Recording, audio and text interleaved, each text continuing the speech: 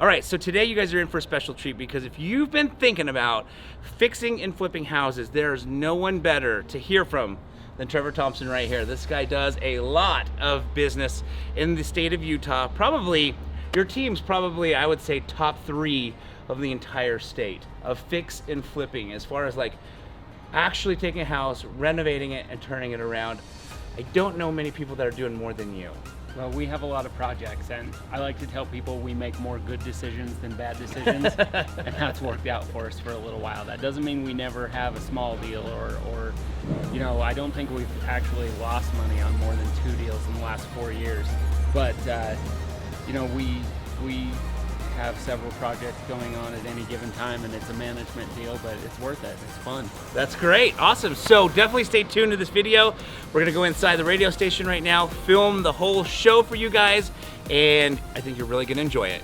Okay, so you talk about being a lot of places a lot of the time. Do you know which is your best converting lead source? Is it the mailers or is it the real estate agents? Do you know which one produces the highest? Since the coronavirus, since March, Yeah. our clear top performer has been cooperating with other real estate agents. Got it. I bought more houses in the last 6 months from agents because they see way more houses than I can by myself. Sure. And that's why we market to real estate agents. Yes. I also, you know, as far as our print marketing goes and mailers and door hangers, that blue postcard that we talked about, that one is probably our top performer. Gotcha. And it has been for years. Gotcha. Okay, very cool. So, like, for those listeners out there, what, you know, I'm going to kind of translate this.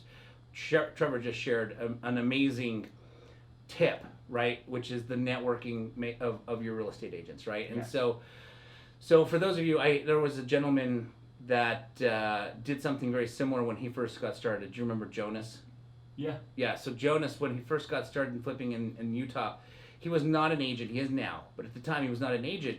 And he spent, I remember having a conversation with him, he'd spent hours a day calling, just cold calling tons and tons of real estate agents, just letting them know that he's a cash buyer, he buys houses if they ever come across something. And actually he did this back when it was the short sale time. Yeah. So he got a lot of short sale leads, some that turned into a transaction, some that didn't. But that is such a huge tip that Trevor just shared is grow your network. Tell people, you know, one thing that Randall always says to real estate agents is don't be a secret agent, be a real estate agent, right? And same thing with buying. The more people you tell, even if you're just starting, start just telling everybody, hey, listen, I think I'm going to start flipping houses. You know, if you know of anybody who's looking to sell a house, let me know. And that's going to get you leads that are going to not be competitive in the form that they're, you know, on the MLS and going to go into some bidding war. So Trevor just shared that amazing tip, so thank you so much. Okay, go ahead. Are you texting someone? No. Trevor's texting right now. All right, so we just got done doing the radio show with Trevor Thompson, who's one of the biggest fix and flippers in the state of Utah. Him and his team do tons of remodeling homes, purchasing homes, remodeling them, and then basically flipping them. So if you have ever thought about getting into that, definitely check out this episode and check out the full entire show. But here's what's really cool. We're on our field trip now where we're actually going to check out one of Trevor Thompson's flips. And he's going to kind of walk us through how they found it, how much the renovations might cost, basically stuff like that. That'll be interesting to hear this particular project's details. So keep watching because Trevor's going to give us a nice tour of his home with the details on this particular property. All right, so we've just arrived to Trevor's house on our field trip. Trevor, do you want to tell us a little bit really quickly on like how you found this one? This house came from a real estate agent who called us about an estate sale. Got it. So the daughter had owned this house for almost a year after her mom passed away. Okay. And was finally to the point where she had cleaned stuff out of the house. They got everything out that they wanted, but everything that was left was just the weight of the burden of like, what do we do now? Got it. And that's when they called me. Gotcha. So I came in, I met with the agent and with the seller. We talked about their needs and their options, and we agreed to take everything that was left in the house. Oh, nice. In fact, I know that we filled up at least 2 dumpsters of stuff from inside the house, and we did 2.5 more of like bushes and yard work outside. So as we walk through, you're gonna see the guys rebuilding the fence, putting the yard back together, you know, stuff like that. But things that just people don't have time in life to deal with when they don't even live here. Yeah, great. Awesome. Well, thanks for letting us check it out. Yeah. Awesome. That's one of the reasons we bought the house. Oh my gosh. I love it. I just look for is what houses are pretty, what do I like? Yeah. So for instance, this is a listing I drove by last week. And it's a house that has blue siding and it's light colored brick and a light brown roof. That's a listing, you know, in a completely different city. Okay, so we have a modern metal railing that we're replacing this wood one with, and it'll be here and on the stairs and also back towards the window right there.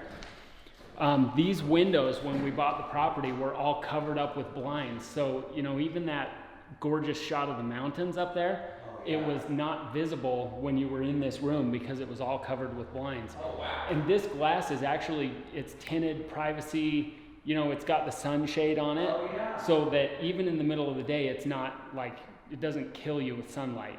When we bought this property, where Yoshi's standing, there was a wall and a doorway that came all the way to this post. Interesting. And all the way up. So there was a complete wall. The kitchen was walled in.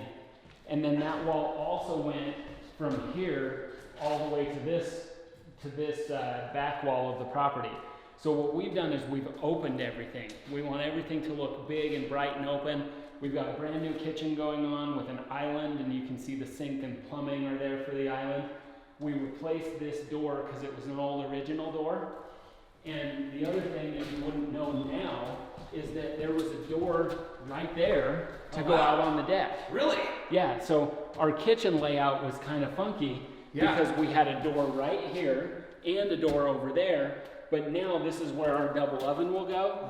And we've got cabinets all the way down. Very nice. We changed how the pantry is. This is actually where the laundry used to be. Got it. So we moved the laundry into the hallway here. So this is laundry for the upstairs. Got it. Oh wow. This is brand new tile in this room also. That floor was actually caved in and the tiles were cracked when we bought this home. Okay. And you can see we're even walking on luxury vinyl tile that is covered up with, you know, we put paper over it so it doesn't get damaged by the painters or anything like that. But the hallways and all the main living areas of the house will be hard surfaces, and then we only put carpet in the bedrooms. Walls are done, the doors are done, we have new light fixtures and fans.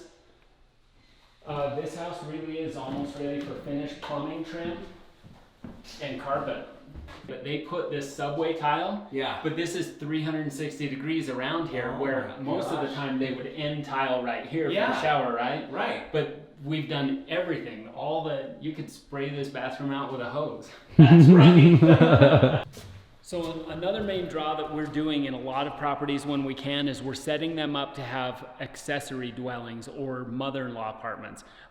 In our marketing and for what's available, so many people are battling affordability that they want to have the option of having maybe a basement renter or combining families. So you'll see as we go downstairs, we have a full apartment basically down there with everything but a door. Back behind us is the garage area. We saw that from the street, but in here we have a little kitchenette. So this will be set up for a range. We even have a plug that's supposed to be up here for a microwave, and then that'll be just our countertop. In this door, we have a completely separate laundry room, and this is our main utility room. You know, the electrical panel and stuff are in here as well. Gotcha. So we do have separate laundries to facilitate having 2 units. Okay. If a buyer decided to do something like that. Yeah. This bathroom did not exist when we bought the property. So this is all brand new. There was most of the plumbing was already in the floor, so all we had to do was build a bathroom around it.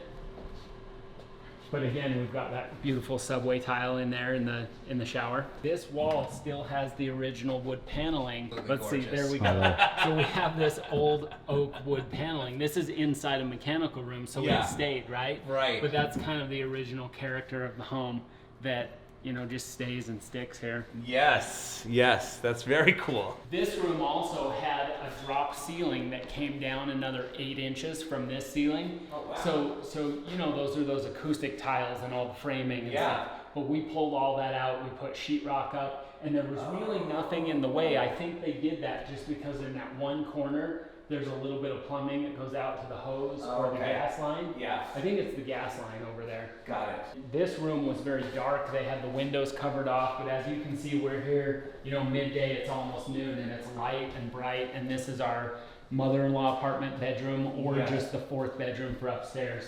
Very nice. And again, we have a full light basement. You can see all the way out to the backyard, which is much better kept right now. And it's clean and pretty. This room is ready for carpet. Yeah. All right, so thank you, Trevor, so much for walking us through the house. You shared with me in there a really great tip on how you guys bought this. If you don't mind sharing that story before we wrap the video up, I think it'd be very valuable for a lot of the viewers. Yeah, so a lot of people will get stumped on how do you find the money to buy a project like this. And in this specific situation, because it was an estate sale, because we have a seller who has some equity but is not really tied personally to the project, what we did is we paid all of the equity, all of the cash that she would have been receiving with any normal sale. We paid her up front. We paid her real estate agent also. And with the bank loan, what we've done is we took over, subject to the financing that was in place on the property, and we just keep making that payment to the bank. Beautiful. Okay, this is a short-term project for us, so we'll own this house 4 to 5 months in total. Yes. But we'll make a few payments to the bank, and then we're paying them off anyway. But Beautiful. I didn't have to go get a hard money or private money loan for the main amount of the purchase on this house. Just because we utilized that seller financing option.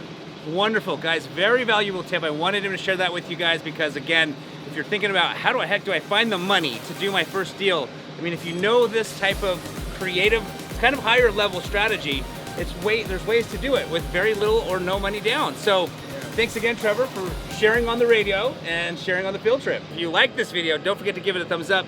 Any questions or comments, don't forget to put them in the comment section below, and don't forget to subscribe to this channel. And you can hear the dumpster literally being dropped right now. Bailey, show them the shot. So loud. So loud, yeah.